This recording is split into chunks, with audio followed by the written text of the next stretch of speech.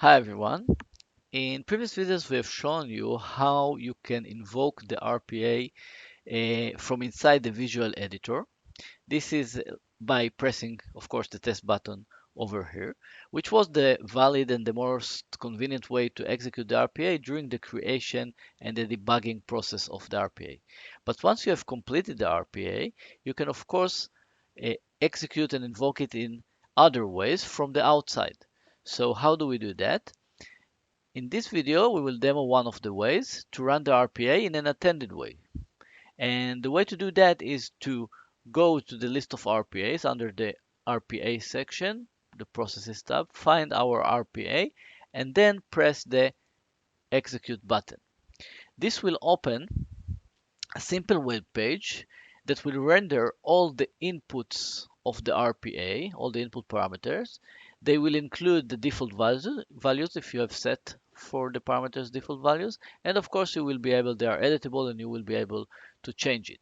If, for example, you have a file as one of the inputs, you will also be able to load it from your local file system. For example, in this way, we will load the sales order lines. So on the first part of this web page, you will have all the input values and you will be able to edit them.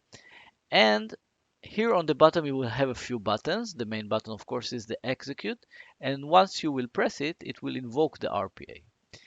And upon finish, you will get here on the lower part of the page the outputs of the RPA process. So in our case, we had only one output parameter, the order number, and here you can see that the RPA was finished. We got that it ran successfully, and we have here the output for this RPA. If we had any error, we would have seen it here.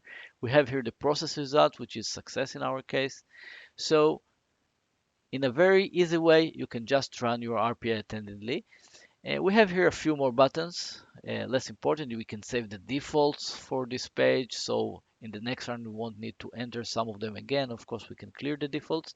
And in any case, if you want to run it again, you don't need to go through here the service manager, find the RPA and press the execute button. All you need to do is just to save this URL and you can reuse it. For example, if you want other people on your organization to run this RPA attendedly, all you need to do is to send them this URL, and if it is accessible for them, they will get the page and will be able to run the RPA in an attended way.